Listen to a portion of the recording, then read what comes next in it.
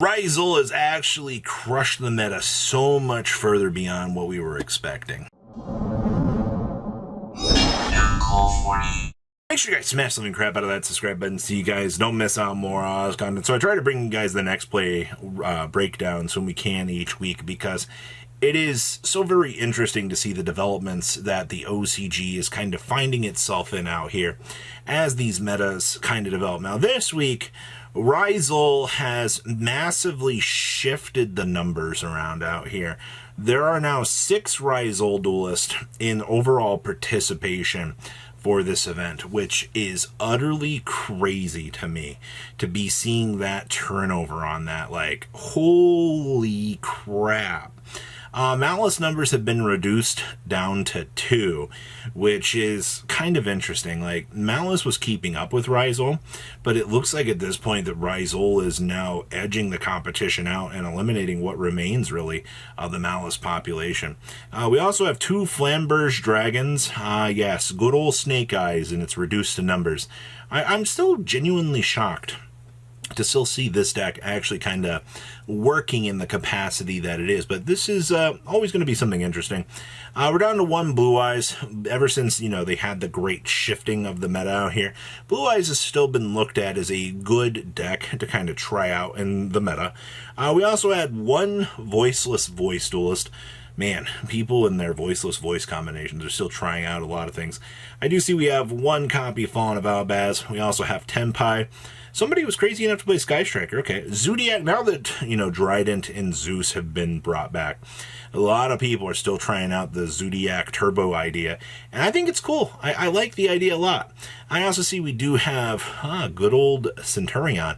And then you're going to notice Flaunderies here. Now, seeing Flu out here in this event is very interesting to me, because Flu just kind of went dormant for a while. Nobody's really been playing Flu, and to see that that's, you know, what's seeing a upgrade in presence here is fine. Overall, for your Swiss participation here, I do not like these numbers at all. You're already beginning to see the meta fatigue take hold of things. You're already starting to see, you know, Rizal grind out the competition. It was cool that, you know, we did get some new cards to try to shift the meta around, but it's not when your participation's this low. Okay, well, your top 8. What do you want me to tell you here about this? You want me to tell you that, oh, the meta's fine, the meta's doing good? No, actually, this is an entire Rizal dedicated video looking at the tech choices that people are finding themselves playing out here. And I do not like seeing a 6-to-5 ratio going from 6 participants playing Rizal to 5 in this top cut. That is disgusting. And I fear for winter for our side of the game out here as well, when we do get to see Rizal touchdown out here, and we see how crazy that this deck actually is. So who actually were the decks that were the challengers this weekend? We had 2 Flamberge Dragons, aka Snake Eyes, out here trying to keep up. Now, hopefully when Snake Eyes gets to the next round of their support, they'll be able to turn back up and see what they can do again out here, but ugh. And then good old Flaunderies out here, actually. We do actually have the Flu top list from this event. I'm very happy to actually say that. You know, you had, first, you had Labyrinth trying to beat Rizal, and it was successful in the very early stages. Meta adapted, and then Rizal domination's just back. So, yeah, what a top cut, to say the least. Let's pass on over to those deck lists. So, the reason why we're covering all of these Rizal lists is because of the innovations. I did not even think about playing Melodious out here. So the first place list actually was playing Melodious cards in it. Oh boy, you know, here we go again. Good old Ostionado showing up out here, giving us some quick little plays out here. So you can go ahead and set on up into the free little value, as we like to call it. This is hilarious to me, actually. I definitely did not expect this, of all things. Still doing a 2-2 split on the Dreadnator and friends in this build. But looking at this is what, 8 cards built into your deck? You're still playing the 2/7 Tachyons, still playing the 1 Bonfire. You know, you're just kind of reducing I would say some of the clunk in this build. I also do see we've been forced to side Solemn Judgments down there. This is just, it's kind of funny to me because this is just rank 4 turbo versus rank 4 turbo versus rank 4 turbo versus rank 4 turbo, the top cut. So interesting to see Melodious. Now, we get into what would be the more standardized build out here. You do see that Ghost Ogre is seeing play here. Now, we've talked a little bit about Ogre out here. Ogre, basically being able to make Dreadnator before you go into Duo Drive with the field spell ensures that the Duo Drive will not get blown up by the Ogre, which is very, very, very important. All right, you need to make sure that you can play around Ogre now so that you can actually do things. Do see we are doing the one cross out in here. See, we are playing one Nibiru. Oh, man, getting nibbed on that end board without having the field spell up and running has to be some super sad Yu-Gi-Oh moments. All right, I do see we are playing the Ultimate Slayer. Do keep in mind that the other list was not playing Ultimate Slayer.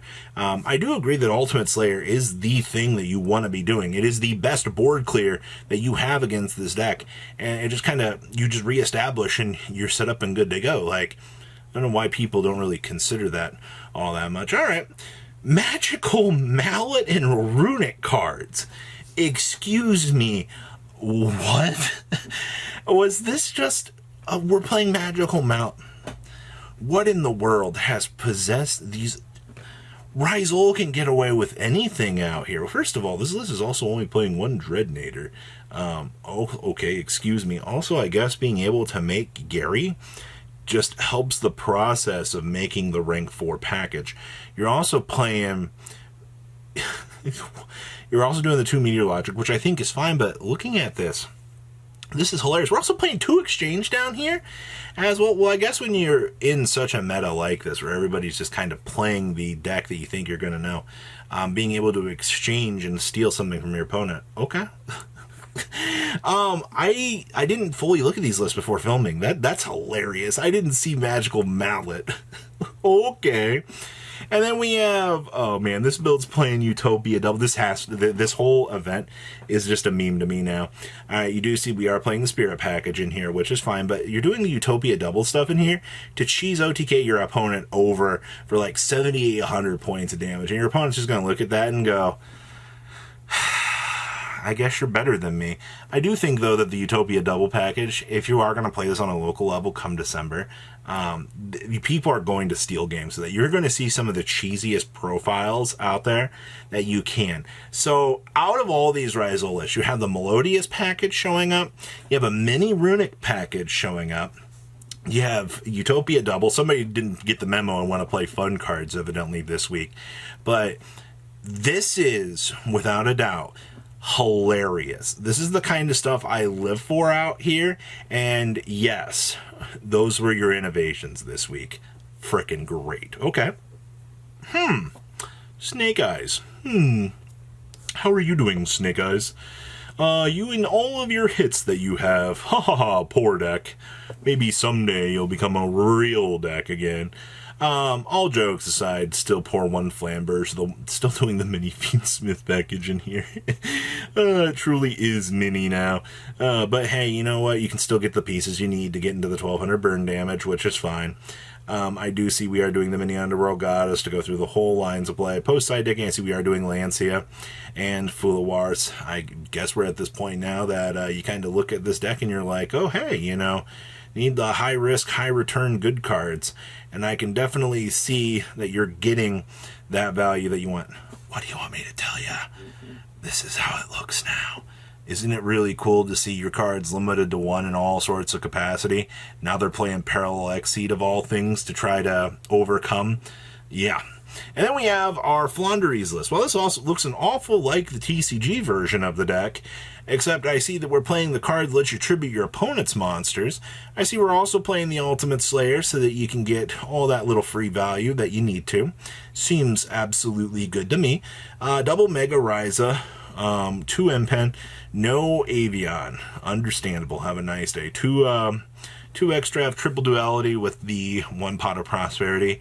Side deck, shift. Wow, they're actually siding the shifters instead of mating them. Well, I guess Malice Purgatory does kind of do that. I also see Trap Trick with the Feather Storms. Okay, well, this looks actually really cool to me. I like this. So what do you guys think about these decks this week? Please, comment down below, tell me what you guys think, and I'll see your beautiful faces back here later in the day, guys. Peace. Patrons, thank you.